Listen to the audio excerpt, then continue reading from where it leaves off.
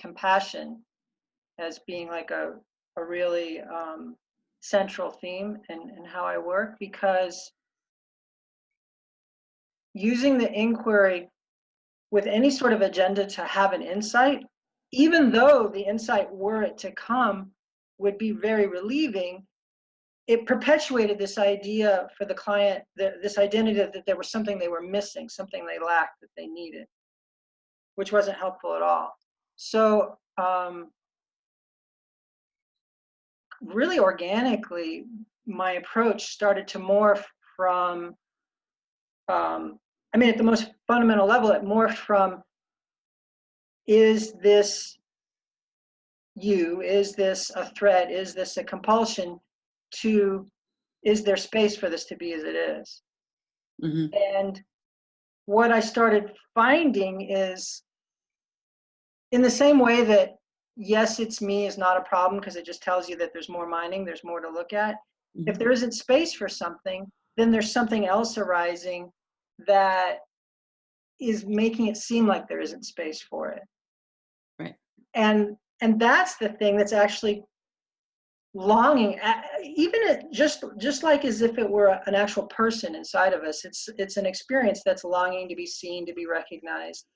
And the thing that I found is, when they noticed that thing that was behind not getting recognized, compassion wasn't something they had to cultivate in order to meet it. Compassion was something that just sort of organically and spontaneously arose in the moment of recognizing it.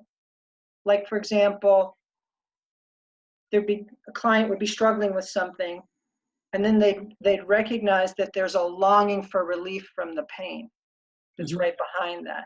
And as soon as they notice the longing for relief, there'd be like this oh moment, and this flood of compassion. And it was just immediately obvious that that flood of compassion is the heart of rest, because in that moment, everything is totally okay exactly as it is. And in that moment, all the identification stops, all of the Velcroing comes to rest. So over time, the way that I approached the work started to be more about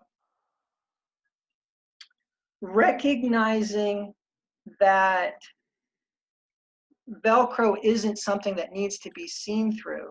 It's just something that needs to be seen. Not seen through as in defeated somehow, but it needs to be seen just like a person wants to be seen, a person wants to be heard. And that the more that happened, it would all, rest would just naturally emerge. So, yeah, so in the groups that I lead, I really think this is why people appreciate them. I emphasize that it's not about changing any thought or feeling. It's not knowing something that we don't know. It's not having any experience we're not having.